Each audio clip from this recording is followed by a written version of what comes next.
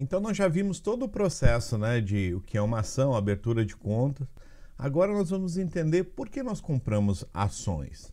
Na verdade, nós compramos ações realmente para ganhar dinheiro. Essa é o único objetivo que nós temos para fazer investimentos, né? A gente não vai fazer filantropia comprando ações hoje. Nosso objetivo é o quê? Aumentar nosso patrimônio, receber rendimentos, esse tipo de coisa. Então a gente vai falar agora das 3 formas que o acionista ele é remunerado, tá bom?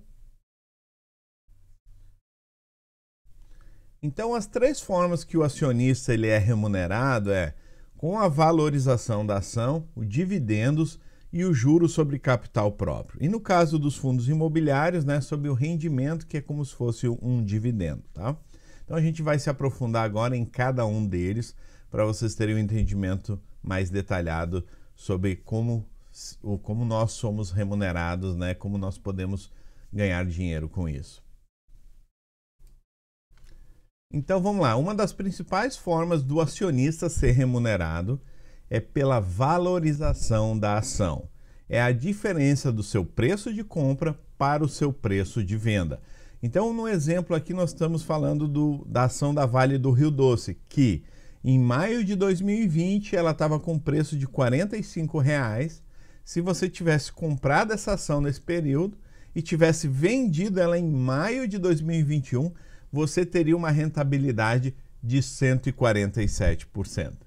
Então, esse é o exemplo clássico de como nós buscamos o quê? Ganhar com a valorização da ação. Esse é o principal, né, potencializador de rendimentos dos nossos investimentos. É o quê? É aquela coisa que você é sócio, a empresa cresceu, a empresa entregou resultado e o preço da ação acompanhou esse resultado fenomenal. No caso, nesse exemplo aqui, especificamente falando da Vale, o que foi que aconteceu que a Vale fez ela subir 147%? Existia uma demanda muito reprimida sobre o minério de ferro, crescimento global por conta da pandemia, né, do coronavírus. Então, o que aconteceu? A Vale começou a exportar muito, o preço do minério cresceu muito e assim o lucro da empresa ia crescer muito. E fez com que as pessoas comprassem mais a ação a preços mais caros, né? E fez o preço da ação se valorizar muito.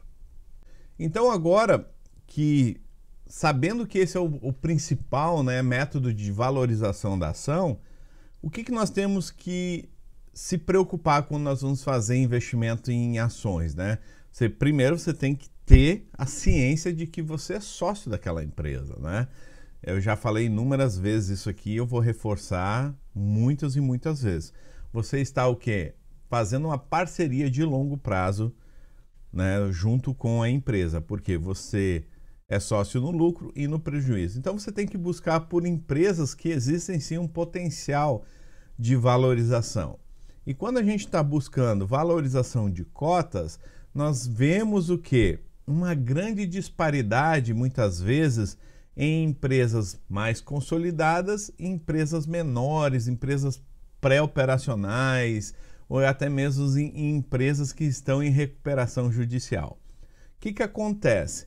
Quando uma empresa, o preço da ação caiu, a empresa fez o quê? Um pedido, né, de falência temporário para congelar, né, uma recuperação judicial, para congelar as dívidas para fazer uma reestruturação. Nesse momento, existe sim um grande potencial de algumas dessas empresas se recuperarem muito, mas é a grande minoria delas que vão acontecer. Por quê? Ela já vem de um histórico muito ruim. O maior exemplo que nós temos na nossa bolsa hoje foi o caso da Magazine Luiza, que ela se desvalorizou muito, entrou em recuperação judicial, fez uma reestruturação e foi a ação que mais teve rendimentos na nossa bolsa na história, tá? Então, quando nós buscamos assim empresas, né, de recuperação judicial, não é só o lucro que manda ali, o lucro líquido da empresa, mas sim as perspectivas daquela empresa voltar com força total e dominar o mercado. Eu não sou muito fã desse tipo de compra de sociedade, porque existe um risco muito elevado aí. Mas você arriscar ali 1, 2% do seu patrimônio em 3, 4 empresas, não tem problema algum, porque você está fazendo o quê? Uma aposta que aquela gestão vai conseguir transformar aquela recuperação judicial, né? Vai fazer ela sair e vai conseguir entregar muitos resultados. Então, resumo aqui, são essas empresas que você vai ver que subiram 1.000, 1.500% nos últimos 2, 3 anos, tá? Empresas sólidas, com rendimentos constantes, você não vai ver isso, tá? Então, não se iluda que você vai achar que uma Vale vai subir 1.000% sem ter passado por um momento de uma grande queda, de uma grande crise. Não, porque é um negócio sólido, um negócio estável, né? Então, o risco é muito pequeno. Então, quando o risco é muito pequeno, não tem como entregar grandes resultados no curto prazo. No longo prazo, tudo bem. Nós estamos falando aí que a ação da Vale na crise de 2016, né?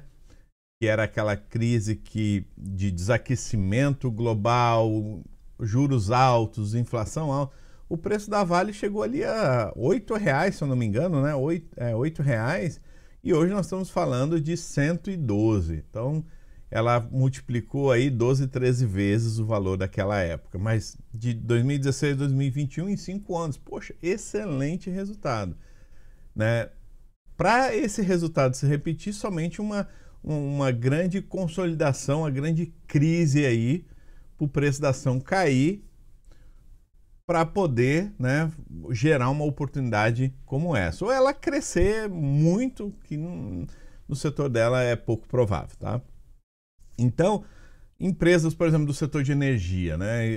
Essas empresas, elas não têm como expandir de uma cidade a outra, criando bairros, vendendo muito mais energia e se multiplicando. Então, são empresas que estão mais amarradas, né? São empresas mais conservadoras, que vão ter lucros mais constantes. Então, essas empresas realmente não tem como a sua cota se valorizar 1.000, 2.000% em um ano, tá bom? Então, fique isso em mente. Então, o risco está atrelado ao retorno. Então, quanto mais risco, mais retorno. Menos risco, menos retorno. Mas não quer dizer que é pouco retorno, porque você é sócio daquela empresa, tá? Então, eu parto do princípio de que nós começarmos de uma forma mais conservadora, entendendo todos os riscos, é muito mais vantajoso para nós. Por quê? Se você ganhar 10% e você tiver uma renda fixa de 5% naquele ano, ótimo, você ganhou 2 vezes a renda fixa, só que com um risco muito maior. Mas agora imagina você comprar uma ação que está em recuperação judicial, essa ação cair 90%. Quanto que essa ação precisa se recuperar para você voltar para o seu 0 a 0? Então, é muito melhor você começar a fazer os investimentos em empresas mais seguras, né?